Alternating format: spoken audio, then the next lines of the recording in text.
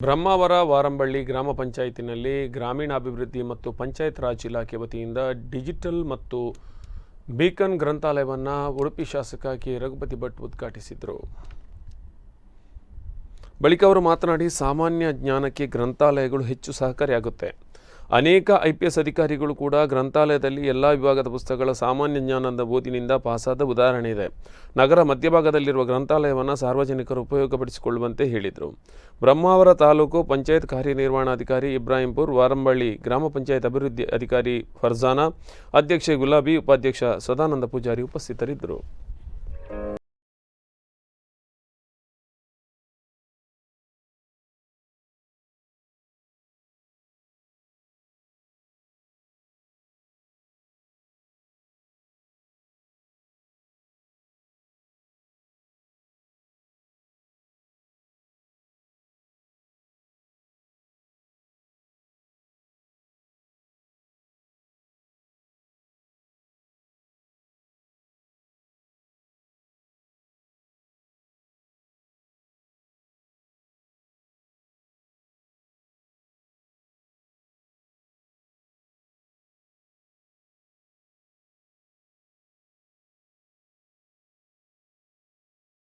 ಹೇಳ್ತಾ ಇದ್ದದ್ದು ಇವತ್ತು ಸಂಜೀವಿನಿಯಿಂದ ಒಂದು ಕ್ಯಾಂಟೀನ್ ಆಗ್ತಾ ಇರುವಂತಹದ್ದು ಜಿಲ್ಲೆಯಲ್ಲಿ ಪ್ರಪ್ರಥಮ, ರಾಜ್ಯದಲ್ಲಿ ಗೊತ್ತಿಲ್ಲ.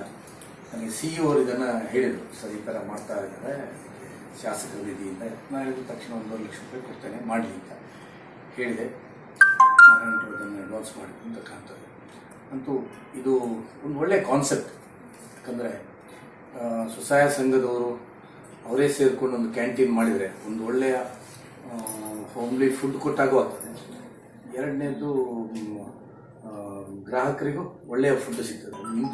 ಇನ್ನೂ ಅಂತ ಹಲವು ಪ್ರಥಮಗಳನ್ನು ಒಳ್ಳೆಯ ವಿಷಯದಲ್ಲಿ ಪ್ರಥಮಗಳನ್ನು ನಮ್ಮ ವಾರಂಬಳ್ಳಿ ಪಂಚಾಯತ್ ಮಾಡುವಂತಾಗಲಿ ಅಂತ ಹಾರೈಸ್ತಾನೆ. ವಿಶೇಷವಾಗಿ PDO ಅವರಿಗೂ ನಾನು ಅಭಿನಂದನೆ ಸಲ್ಲಿಸ್ತೇನೆ. ನಾನು ಶಾಸಕನಾಗಿ ನೋಡುವಾಗ ಎಲ್ಲ ಕಡೆಯಲ್ಲೂ